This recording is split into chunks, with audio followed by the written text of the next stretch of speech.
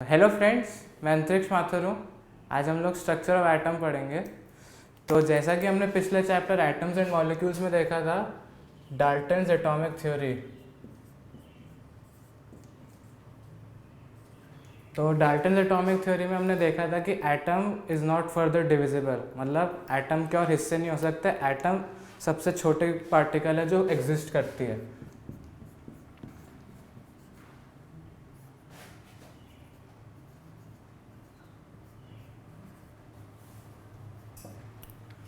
पर आगे साइंटिस्ट ने एक्सपेरिमेंट किए देखने के लिए कि ये सच है कि हम एटम के और छोटे टुकड़े कर सकते हैं। तो इसमें फर्स्ट एक्सपेरिमेंट जो था वो किया था जे थॉमसन ने।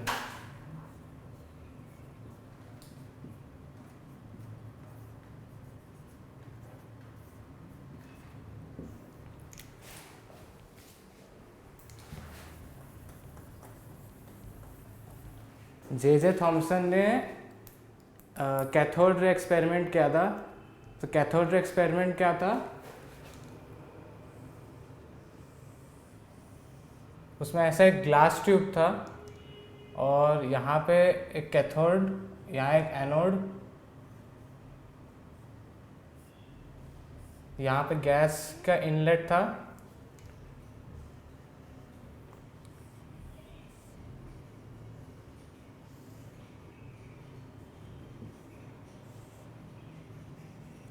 तो उन्होंने क्या किया था, इस ट्यूब के अंदर बहुत ही कम प्रेशर की गैस ली थी और बहुत ही हाई इलेक्ट्रिक चार्ज पास किया था between cathode and anode.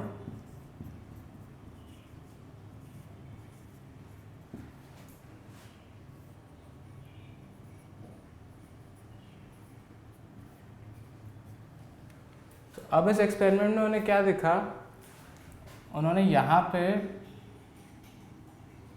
Zinc sulphide की एक स्क्रीन लगाई थी।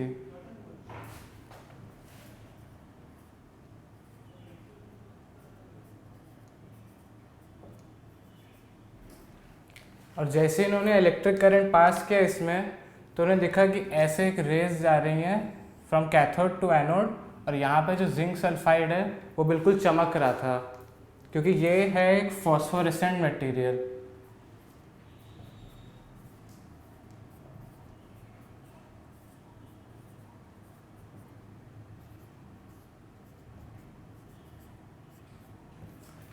मतलब जब इस वाले मटेरियल पे कोई इलेक्ट्रिक चार्ज आएगा तो ये चमकने लग जाएगा।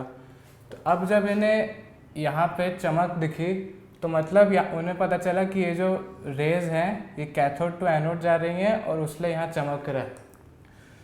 और फिर उन्होंने फर्दर एक्सपेरिमेंट किए क्या कि ऐसे इलेक्ट्रिक फील्ड पास करवाई उन्होंने,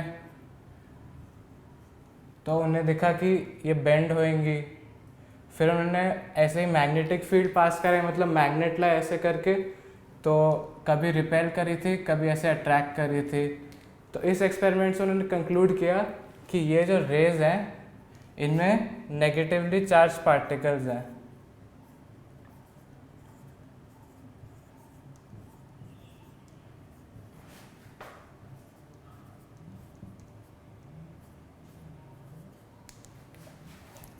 और उसके बाद उन्होंने एक्सपेरिमेंटेशन से चार्ज बाय मास रेशियो निकाला था।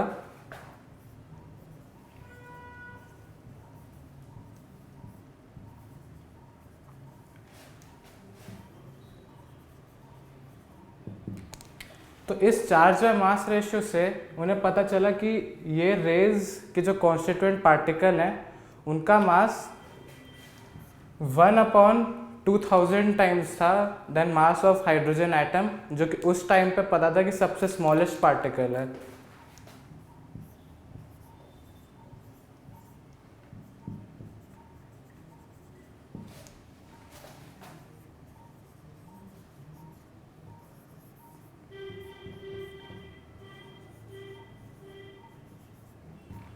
तो ये उस टाइम पे बहुत बड़ी खोज थी क्योंकि उस टाइम पे हमें पता था कि जो हाइड्रोजन एटम है वो सबसे कम मास का है, उससे छोटी चीज़ कोई हो ही नहीं सकती।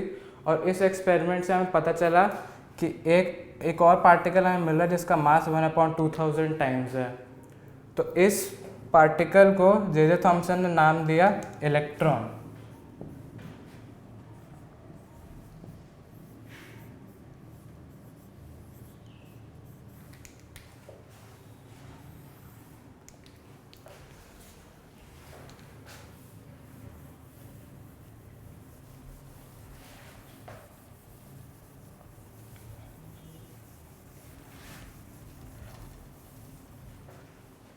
उसी के पहले गोल्डस्टीन नाम के एक बंदे थे, उन्होंने एक एक्सपेरिमेंट किया था, एनोड रे एक्सपेरिमेंट।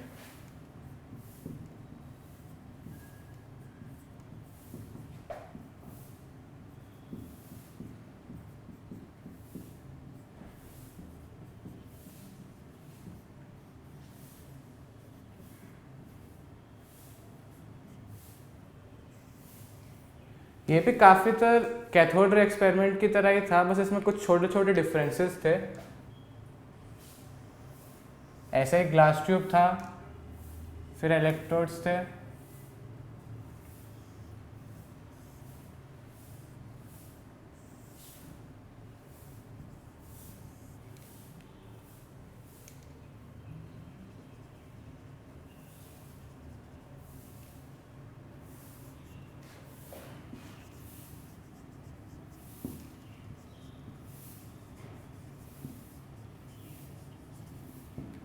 लेकिन अब की बार उन्होंने जिंक सल्फाइड जो है वो कैथोड की साइड लगाया था।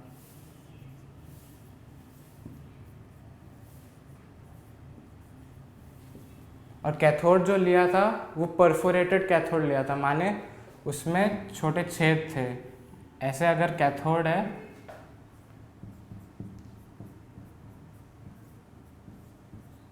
तो उसमें ऐसे ऐसे छेद थे। अब उन्हें कैथोड रे एक्सपेरिमेंट की तरह ही यहाँ पे जिंक सल्फाइड जो है चमकता दिखाई दिया, जिससे उन्हें पता चला कि जो रेज हैं जो जा रही हैं वो ऐसे जा रही हैं और वो पॉजिटिवली चार्ज है, क्योंकि कैथोड मेरा नेगेटिवली चार्ज है और ये रेज पॉजिटिव से यहाँ नेगेटिव की तरफ अट्रैक्ट हो रही थी। तो उन्हें पता चला कि ये पॉजिटिव पार्टिकल से बनी हुई है। तो उन्होंने भी वही इलेक्ट्रिक फील्ड और मैग्नेटिक फील्ड वाले एक्सपेरिमेंट किए और उससे उन्होंने कंफर्म डिटरमिन कर लिया कि हाँ ये पॉजिटिव चार्ज पार्टिकल से ही बना हुआ है। और अल्टीमेटली जो है ये पॉजिटिव चार्ज पार्टिकल की जो रेज हैं उस पार्टिकल को नाम दिया गया प्रोटॉन।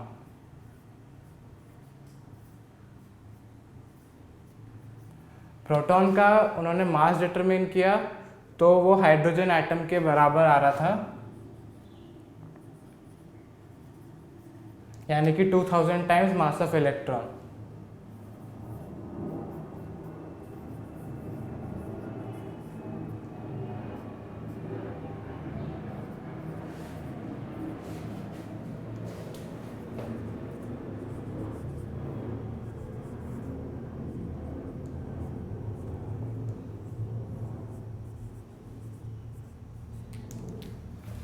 तो इस तरीके से फिर हमें पता चला कि एटम और डिविजिबल भी हो सकता है, और एटम और डाल्टन की जो थ्योरी थी वो डिस्प्रूव कर दी गई। फिर तो इसके बाद फिर साइंटिस्ट क्या सोचे कि अब हमने देख तो लिया है कि एटम और छोटा हो सकता है, तो अब एटम का स्ट्रक्चर कैसा होगा, एटम दिखने में कैसा होगा। अब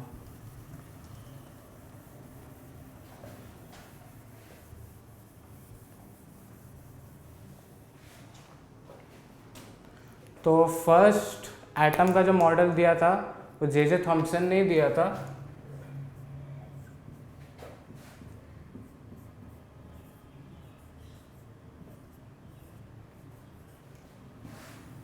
और इनका मॉडल को हम प्लम पुडिंग मॉडल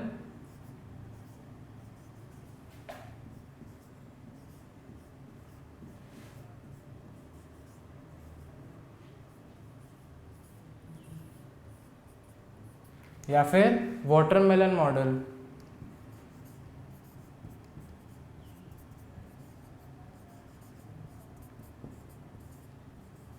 यानी तरबूज,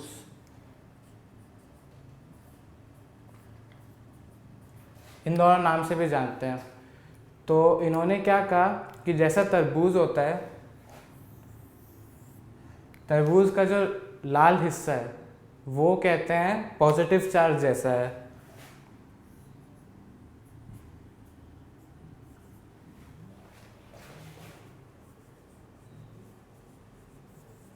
और जैसे तरबूज में बीज होते हैं तो उन बीज की तरह ही उन बीज को इलेक्ट्रॉन की तरह कहते हैं, नेगेटिव चार्ज इलेक्ट्रॉन।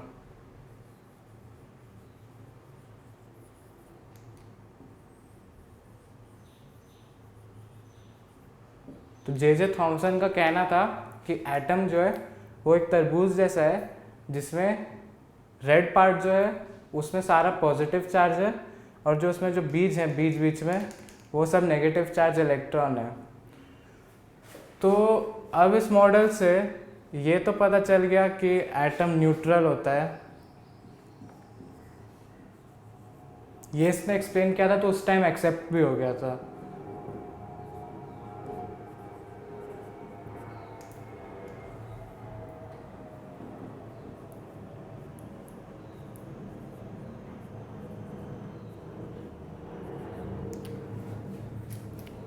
लेकिन फिर इसका ड्रॉबैक क्या था कि ये रुदरफोर्ड का अल्फा पार्टिकल स्कैटरिंग एक्सपेरिमेंट जो है वो एक्सप्लेन नहीं कर पाया।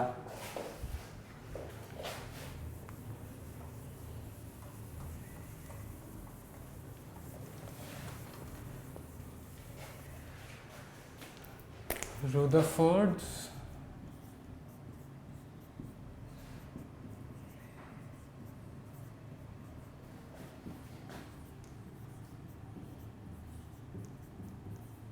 Alpha particle scattering experiment.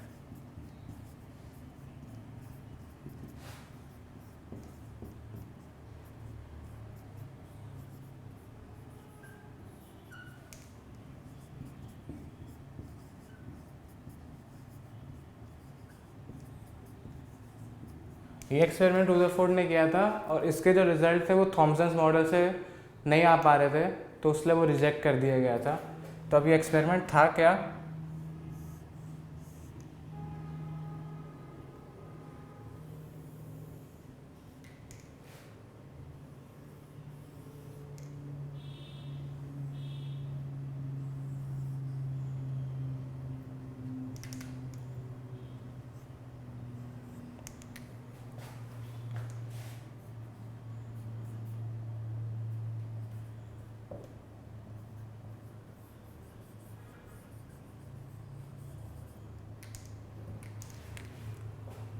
Rutherford ने क्या किया, एक गोल्ड फॉइल लिया, ये गोल्ड फॉइल है,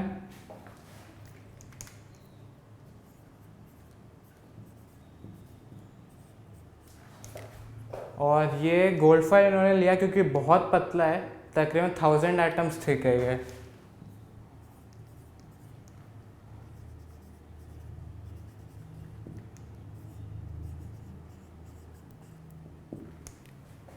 और इस गोल्ड फॉइल पे उन्होंने अल्फा पार्टिकल गिराए।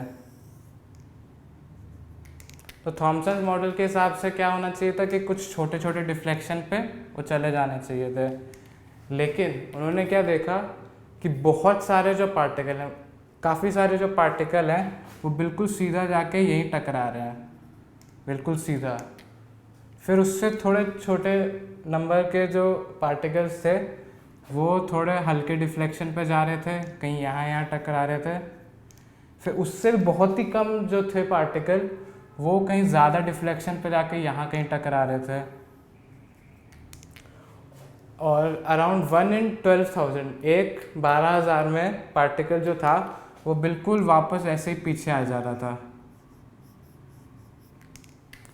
तो ये बहुत हैरानी की बात थी क्योंकि थॉमसन मॉडल जो था वो तो कुछ और ही कह रहा था और रिज़ल्ट कुछ और ही आ रहे थे। तो जो ये रिज़ल्ट आए थे उनसे उन्होंने क्या क्या इन्फ्रेंस किया,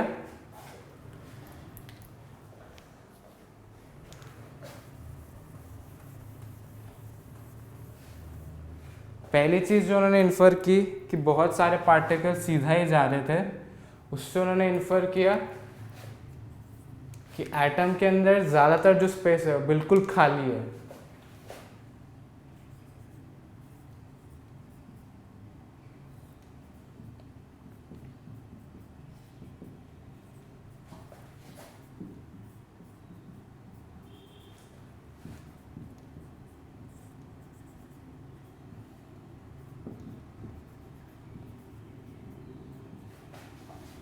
फिर सेकंड चीज़ जो उन्होंने इन्फर की कि थोड़े ही पार्टिकल छोटे छोटे डिफ्लेक्शन पे जा रहे थे, उन्होंने उससे इन्फर किया कि जो पॉजिटिव चार्ज है एटम का वो बहुत ही छोटे स्पेस में है, एटम के कंपैरिजन में बहुत ही छोटे स्पेस में है।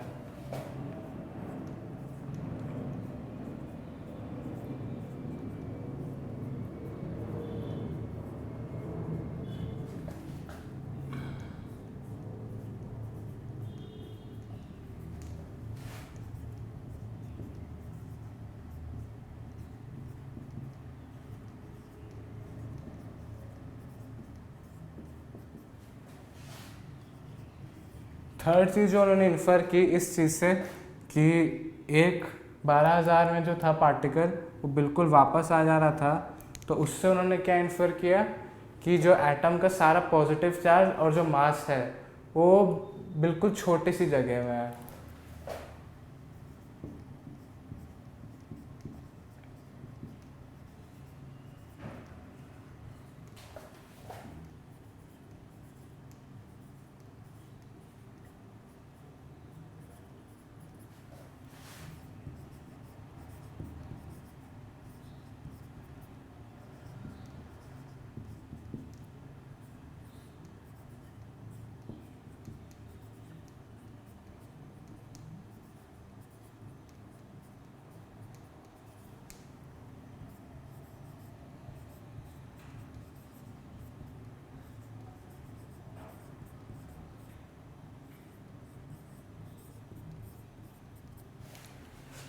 तो ये इन्फ्लुएंसेस उन्होंने किए थे और फिर इसके बेसिस पे इन्होंने अपना मॉडल दिया था एटम का, जो मैं भी आपको बताता हूँ।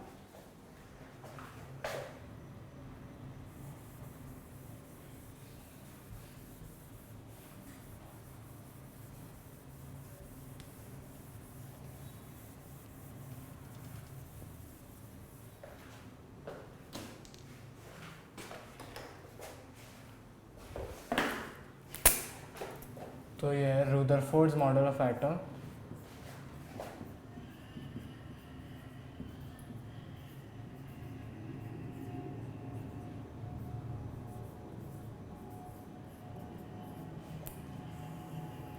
रुदरफोर्ड के मॉडल को हम लोग सोलर सिस्टम टाइप से देख सकते हैं कि उन्होंने क्या कहा कि एक बिल्कुल छोटा सा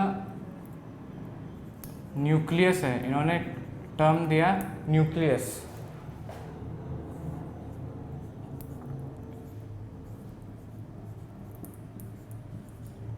और इस न्यूक्लियस में एटम का सारा पॉजिटिव चार्ज और सारा का सारा मास सब इस न्यूक्लियस में ही है, ये कहा इन्होंने सबसे पहले। फिर उन्होंने कहा कि सारे जो इलेक्ट्रॉन हैं, इलेक्ट्रॉन इस न्यूक्लियस के अराउंड सर्कुलर ऑर्बिट में घूमते हैं। यहाँ हो सकता है इलेक्ट्रॉन, इस ऑर्बिट में हो सकता है, या इस ऑर्बिट में हो सकता है।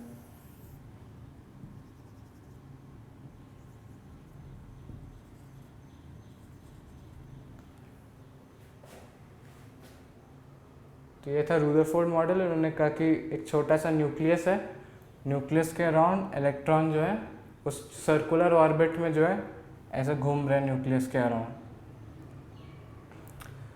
तो इनका ही मॉडल चला, लेकिन फिर उसका ड्रॉबैक ये था कि इससे स्टेबिलिटी एक्सप्लेन नहीं हो पा रही थी। कैसे?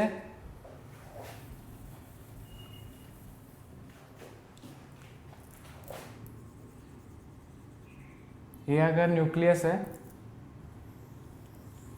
ये एक ऑर्बिट है जिसमें मेरा एक इलेक्ट्रॉन है, तो अब इलेक्ट्रॉन जो है ऐसे सर्कल में घूम रहा है, तो हर मोमेंट पे इसकी वेलोसिटी चेंज हो रही है। वेलोसिटी चेंज हो रही है मतलब एक्सेलरेशन हो रहा है इस पार्टिकल में, और एक्सेलरेशन हो रहा है तो मतलब इसकी एनर्जी लूज़ हो रही है, एनर्जी रेडिएट कर रहा है ये, क्योंकि इसका एक्सेलरेशन है तो उससे इसकी एनर्जी लॉस हो रही है। एनर्जी लॉस हो रही है तो ये कुछ धीरे धीरे अपनी एनर्जी लूज़ करता करता आके अल्टीमेटली न्यूक्लियस में ही ढह जाएगा, मतलब एटम कोलैप्स हो जाएगा। और इसलिए स्टेबिलिटी ऑफ एटम एक्सप्लेन नहीं हो पाया इसके मॉडल से, तो रुदरफोर्ड्स मॉडल ऑफ एटम भी फिर नहीं माना गया।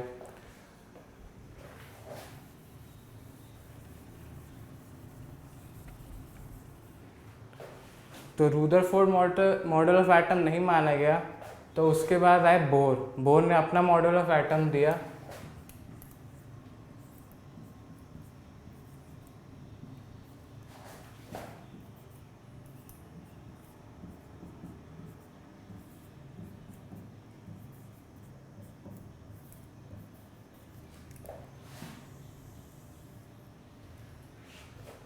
तो बोर का क्या कहना था कि उन्होंने मॉडल बिल्कुल वैसा ही ले जैसे रुदरफोर्ड ने दिया था, कि ये न्यूक्लियस हो गया और यहाँ सर्कुलर ऑर्बिट हो गए जिसमें इलेक्ट्रॉन है।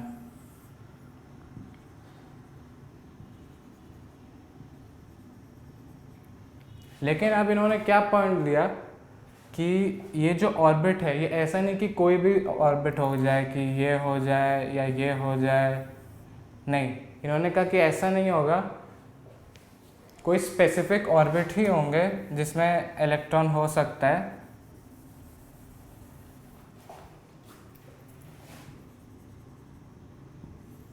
कोई स्पेसिफिक ऑर्बिट ही होगा, माने या तो ये हो या कुछ ऐसा हो। ये नहीं होगा कि इसके बीच में भी मैं काफ़ी सारे ले लूँ, ये नहीं, कुछ स्पेसिफिक ऑर्बिट ही होगा जिसमें इलेक्ट्रॉन घूम सकता है। और उन ऑर्बिट में ये अपनी स्टेबल स्टेट में होएगा इलेक्ट्रॉन, मतलब कोई एनर्जी वो रिलीज़ नहीं करेगा, स्टेबल रहेगा और कोई एनर्जी नहीं रिलीज़ करेगा तो इसके अंदर भी नहीं जाएगा। तो ये पॉइंट था इनका। और इन ऑर्बिट्स को उन्होंने बोला डेफिनेट ऑर्बिट्स, क्योंकि बस कुछ ही ऑर्बिट्स है जिसमें वो हो सकता है।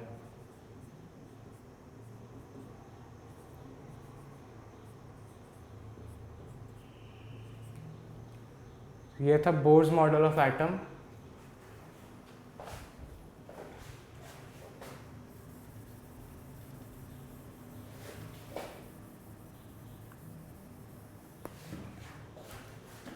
तो बोर्स मॉडल ऑफ एटम में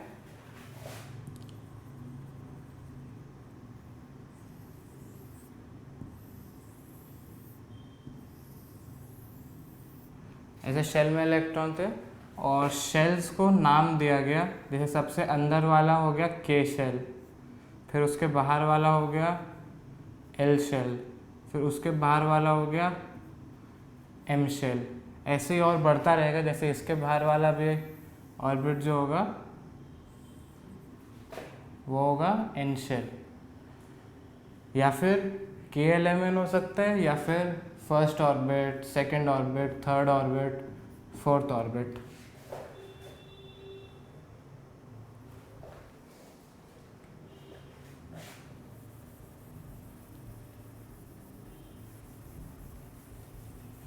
अब इन्होंने कुछ रूल भी बताए थे कि इलेक्ट्रॉन कैसे भरने हैं।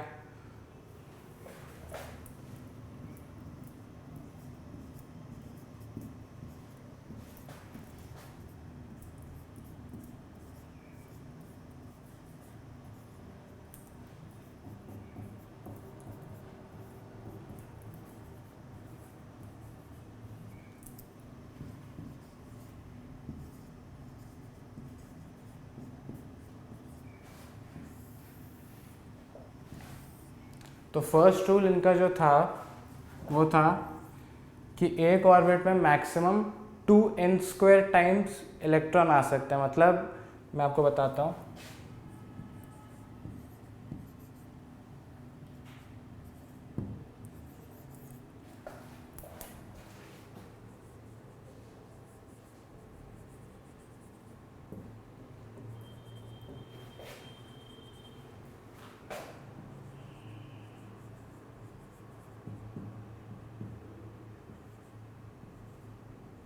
n जो है यहाँ पे वो है ऑर्बिट नंबर। जैसा मैंने अभी आपको बताया था, ये न्यूक्लियस,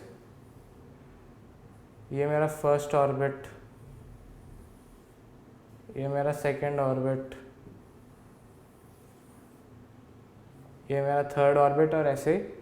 तो इसमें फर्स्ट ऑर्बिट का n जो है वो 1 होएगा, फिर सेकंड ऑर्बिट का जो n है वो 2 होगा, फिर थर्ड ऑर्बिट का जो है n वो 3 होगा। तो इससे क्या आता है कि मैक्सिमम नंबर ऑफ इलेक्ट्रॉन जो मेरे फर्स्ट ऑर्बिट में होंगे वो होंगे 2 × 1² which is equal to 2। Second orbit में मेरे मैक्सिमम नंबर ऑफ इलेक्ट्रॉन होंगे 2 × 2², 8। थर्ड शेल में मेरे मैक्सिमम होंगे 2 × 3², 18। तो ये था इनका first rule of filling electrons. Second rule क्या था?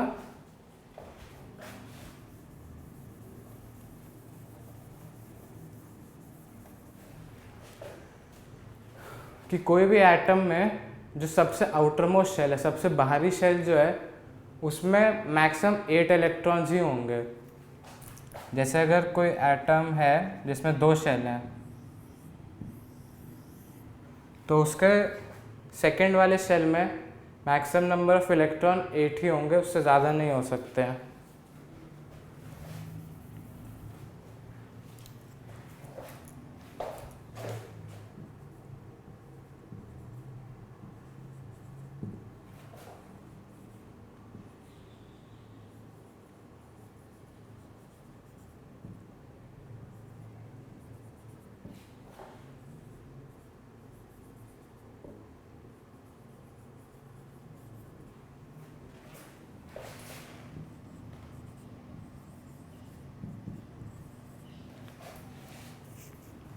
जैसे अगर कोई 3 ऑर्बिट्स का एटम है, ये न्यूक्लियस, ये ऑर्बिट 1, ये ऑर्बिट 2, ये ऑर्बिट 3, तो ऑर्बिट 3 में मैक्सिमम नंबर ऑफ इलेक्ट्रॉन 8 ही होंगे, उससे ज़्यादा नहीं हो सकते हैं।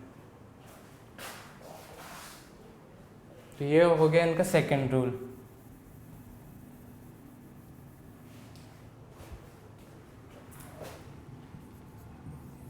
थर्ड रूल क्या है कि इलेक्ट्रॉन जो है वो मैं किसी बाहरी शेल में नहीं भर सकता अपने किसी इनर शेल को कम्प्लीटली फिल किए करने से पहले। मतलब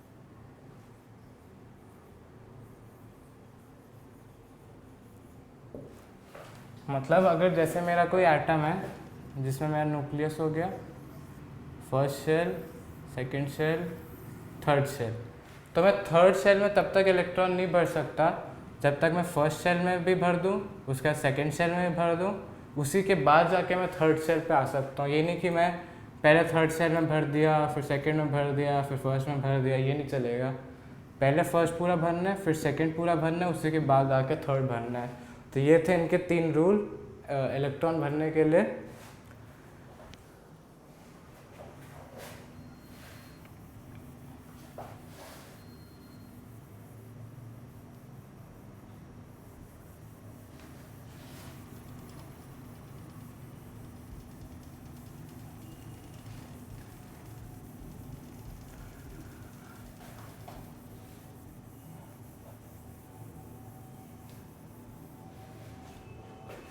तो इसके बाद जो है मेरा एक और सब एटॉमिक पार्टिकल डिस्कवर हुआ जिसका नाम था न्यूट्रॉन।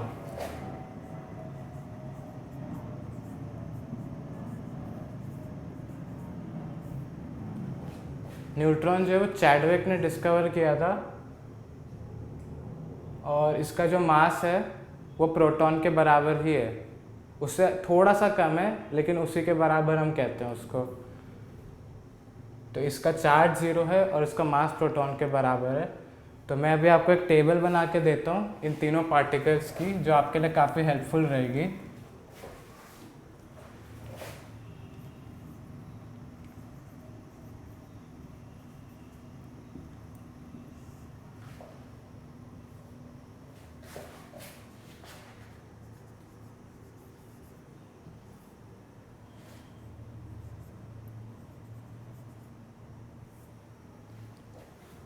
तो सबसे पहले बात करते हैं इलेक्ट्रॉन की।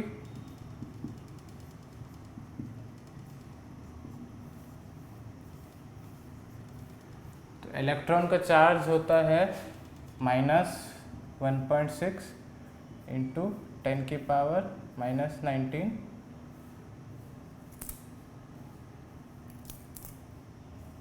कूलम। नेगेटिवली चार्ज होता है ये, उसलिए नेगेटिव साइन आता है। फिर इसका मास होता है 9.1 इंटू 10⁻⁻31 kg। फिर बात करते हैं प्रोटॉन की।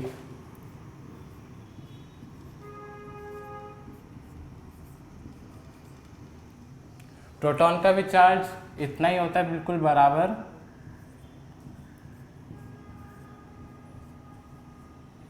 लेकिन प्रोटॉन पॉजिटिवली चार्ज होता है, इसलिए हम प्लस 1.6 इंटू 10⁻⁻19 कूलम बोलते हैं। और इसका जो मास है, मास होता है इसका 1.6 इंटू 10⁻⁻27 kg। फिर आते हैं हम अब न्यूट्रॉन पे।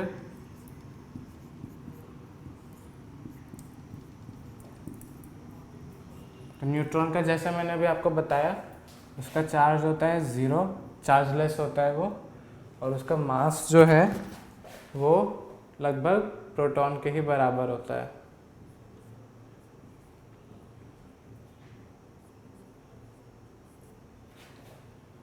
तो अब अगर हम इसको रिलेटिवली देखें तो हम इलेक्ट्रॉन का चार्ज ले लेते हैं -1, ये सब रिलेटिव में है, और इसका मास हम मान लेते हैं 0 है। प्रोटॉन का हम चार्ज बोलते हैं +1 है, और इसका मास भी 1 है। न्यूट्रॉन का जो चार्ज है वो 0 है, और इसका जो मास है 1 है। ये मतलब इन सब के रिलेटिव में ही है ये। अगर रिलेटिवली आप बोलें तो ऐसा हम लिख सकते हैं। सेकेंड में हमने देखा था मैक्सिमम 8 इलेक्ट्रॉन होंगे, थर्ड में मैक्सिमम 18 इलेक्ट्रॉन होंगे। तो उसलिए फर्स्ट ऑर्बिट में 2 इलेक्ट्रॉन हो गए। फिर सेकेंड ऑर्बिट में मैक्सिमम 8 इलेक्ट्रॉन हो सकते हैं। 1 2 3 4 5 6 7 8। तो ये 8 इलेक्ट्रॉन हो गए, 2 + 8 10। अब मुझे एक और इलेक्ट्रॉन बनाना है, लेकिन मैं उसको इस शेल में नहीं डाल पाऊंगा क्योंकि मैक्सिमम 8 इलेक्ट्रॉन्स जो होने थे वो मैं कर चुका हूँ। अब मैं नेक्स्ट शेल लूँगा, उसमें मैं 1 इलेक्ट्रॉन डाल दूँगा जो मेरा बचा हुआ है। तो ये हो गया सोडियम की कॉन्फ़िगरेशन 2 8 1।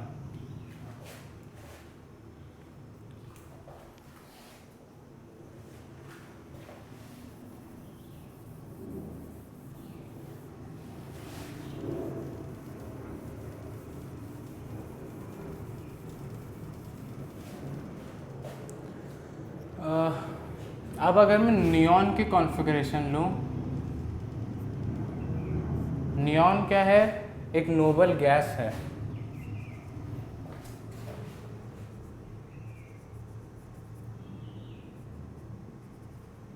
नोबल गैसेस जो है वो पीरियोडिक टेबल में सबसे राइट की तरफ होती हैं।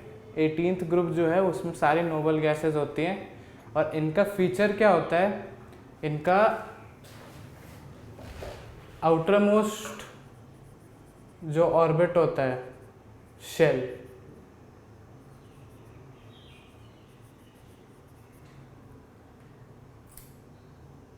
उसमें 8 इलेक्ट्रॉन होते हैं। याद करिए सेकेंड रूल जो था कि आउटर मोस्ट ऑर्बिट में मैक्सिमम 8 इलेक्ट्रॉन हो सकते हैं, तो इनमें 8 इलेक्ट्रॉन होते हैं।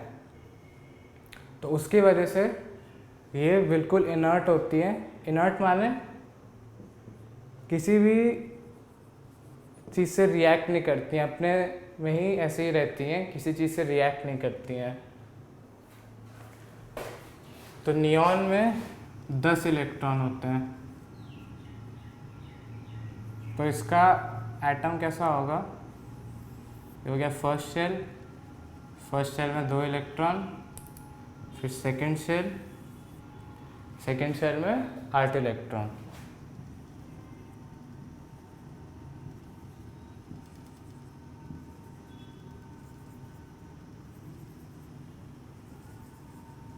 और इसका कॉन्फ़िगरेशन फिर हो गया 2,8। तो इनर्ट होता है ये। तो इसी से अब हम वैलेंसी पे आते हैं।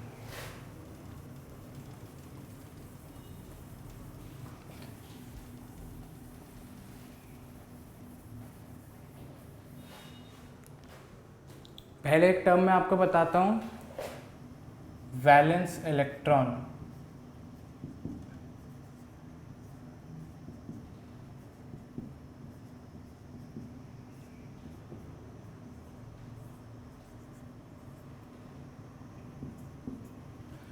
किसी भी एटम का जो आउटरमोस्ट शेल है, आउटरमोस्ट शेल में जो भी इलेक्ट्रॉन है उसको हम वैलेंस इलेक्ट्रॉन बोलते हैं।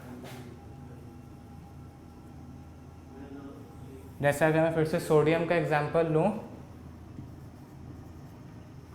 तो फर्स्ट शेल में 2 इलेक्ट्रॉन, सेकेंड शेल में 8,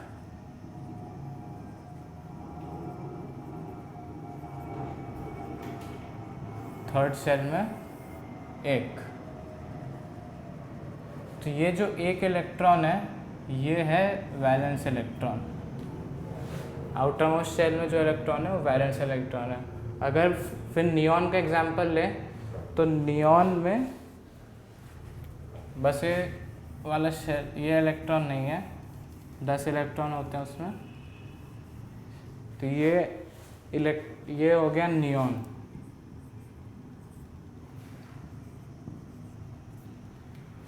तो नियॉन में आउटरमोस्ट शेल मेरा ये है, तो ये 8 के 8 इलेक्ट्रॉन जो हैं सब वैलेंस इलेक्ट्रॉन है मेरे। आउटरमोस्ट शेल के इलेक्ट्रॉन सारे वैलेंस इलेक्ट्रॉन हैं।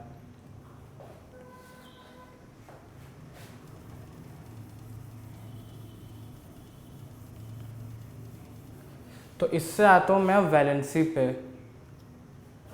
जैसे कि आपने देखा नियॉन जो मैंने बताया उसमें आउटरमोस्ट शेल में 8 इलेक्ट्रॉन है। तो अब कहा यह जाता है कि कोई भी जो एटम है वो क्या चाहता है कि उसके आउटरमोस्ट शेल में 8 इलेक्ट्रॉन हो, जैसे वो नियॉन जैसा हो, स्टेबल हो। तो जैसे अब सोडियम है, तो कोई भी एलिमेंट क्या करेगा, वो ट्राई करेगा क्योंकि उसके आउटरमोस्ट शेल में 8 इलेक्ट्रॉन हो, जिससे वो स्टेबल स्टेट जो है उसकी उसमें चला जाए। तो या तो कोई एटम अपने इलेक्ट्रॉन किसी और को दे दे,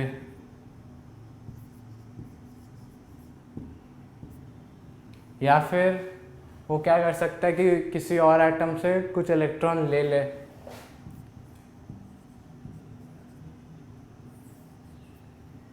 या फिर शेयर कर ले वो अपने इलेक्ट्रॉन किसी और एटम से।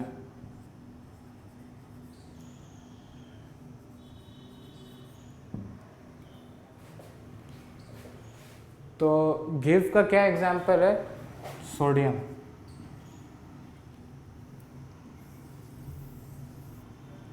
सोडियम में 2 इलेक्ट्रॉन,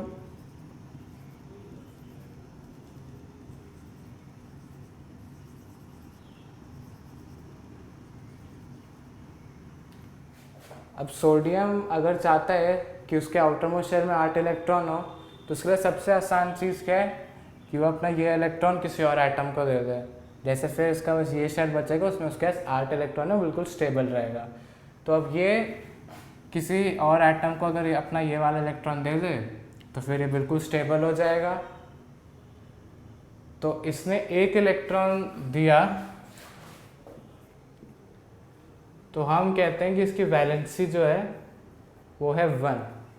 वैलेंसी आप कह सकते हैं कि हम उसको बोल सकते हैं कि कुछ इतने नंबर ऑफ इलेक्ट्रॉन जिसकी गिव, टेक या शेयरिंग हो, मतलब देना या फिर लेना या फिर शेयर करना, इतने नंबर ऑफ इलेक्ट्रॉन जिससे वो स्टेबल हो जाए। तो जैसे सोडियम 1 इलेक्ट्रॉन दे रहा है तो इसकी वैलेंसी मैं बोलूँगा 1 है। ये 1 इलेक्ट्रॉन देगा तो उसमें उसकी वैलेंसी 1 है। अगर मैं अब मैग्नीशियम के एग्जाम्पल पे आऊँ, सोडियम के बाद पीरियोडिक टेबल में मैग्नीशियम आता है, तो मैग्नीशियम में यहाँ पे एक और इलेक्ट्रॉन होता है। तो मैग्नीशियम भी यही चाहेगा कि वो ये 2 इलेक्ट्रॉन दे दे, तो फिर उसके आउटरमोस्ट शेल में 8 इलेक्ट्रॉन बच जाएंगे। तो क्योंकि ये अब 2 इलेक्ट्रॉन देना चाहता है तो इसकी वैलेंसी मैं बोलूँगा 2 है।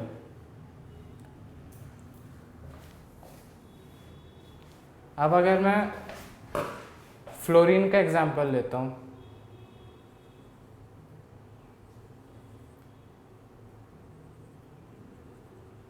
फ्लोरीन में मेरे 9 इलेक्ट्रॉन होते हैं।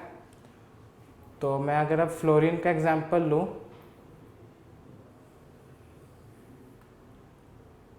तो फ्लोरीन में बाहर 7 इलेक्ट्रॉन होंगे।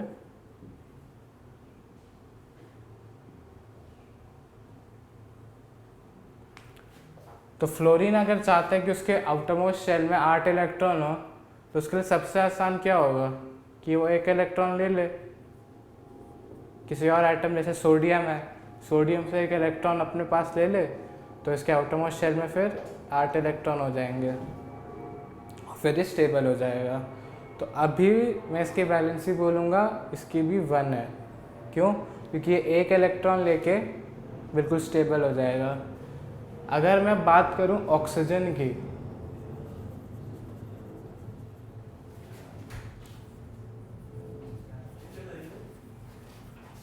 ऑक्सीजन में 8 इलेक्ट्रॉन होते हैं। तो फर्स्ट शेल में 2,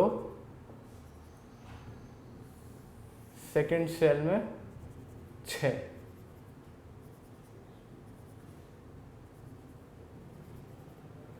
तो ऑक्सीजन अगर स्टेबल होना चाहेगा, यानी अपने आउटर मोस्ट शेल में 2 इलेक्ट्रॉन और लाएगा, तो फिर वो स्टेबल हो जाएगा।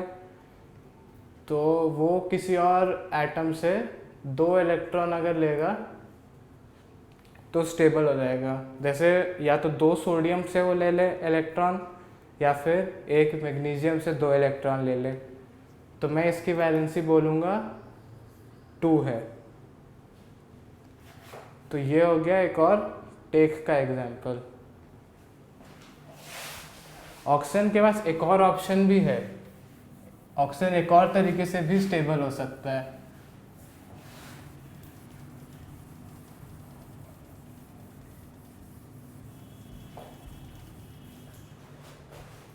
वो है शेयरिंग।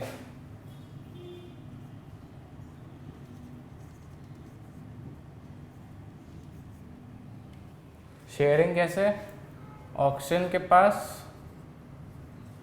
8 इलेक्ट्रॉन्स हैं, मतलब आउटर मोस्ट शेल में 6 इलेक्ट्रॉन है।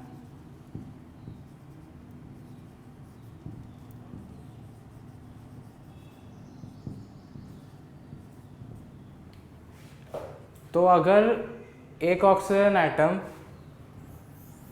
एक और ऑक्सीजन एटम के साथ ये 2 इलेक्ट्रॉन और ये 2 इलेक्ट्रॉन दे, और ये 4 के 4 अब ये शेयर कर ले और ये भी शेयर कर ले, तो अब दोनों में ही फिर आउटर मोस्ट शेल में 8 इलेक्ट्रॉन हो जाएंगे। मैं आपको थोड़ा अच्छी तरीके से दिखाता हूँ। ये अगर मेरा ऑक्सीजन एटम है, इसके आउटर मोस्ट शेल में 6 इलेक्ट्रॉन है। 1 2 3 4 5 6। ये एक और ऑक्सीजन एटम है, इसमें भी 6 इलेक्ट्रॉन है बाहर। 1 2 3 4 5 6। तो अब 1 2 3 4 ये दोनों ये 4 इलेक्ट्रॉन दे दे शेयरिंग के लिए। मतलब ये 4 इलेक्ट्रॉन जो है ये ऑक्सीजन एटम यूज़ कर रहा है और ये वाला ऑक्सीजन एटम भी यूज़ कर रहा है। तो अब इसके पास भी 8 इलेक्ट्रॉन है। 1 2 3 4 5 6 7 8। और इस वाले ऑक्सीजन एटम के पास भी 8 इलेक्ट्रॉन्स हैं। 1 2 3 4 5 6 7 8। तो अब इन दोनों के ही आउटर मोस्ट शेल में 8 इलेक्ट्रॉन है, तो ये दोनों स्टेबल हो गए। तो ये है शेयरिंग का एग्जाम्पल। तो इस केस में भी ऑक्सीजन की वैलेंसी होगी 2। क्यों? क्योंकि इसने 2 इलेक्ट्रॉन दिए हैं और इस ऑक्सीजन ने भी 2 इलेक्ट्रॉन दिए हैं, तो इसलिए इसकी वैलेंसी होगी 2। तो ऐसे ही सारे एलिमेंट्स जो हैं वो या तो इलेक्ट्रॉन दे सकते हैं, इलेक्ट्रॉन ले सकते हैं। ऐसे इलेक्ट्रॉन शेयर करके अपने आप को स्टेबल करना चाहते हैं कि उनके आउटर मोस्ट शेल में 8 इलेक्ट्रॉन हो, तो उसको हम वैलेंसी बोलते हैं कि वो कितने इलेक्ट्रॉन दे, ले या शेयर करे, उसको हम कहते हैं वैलेंसी उस एटम की।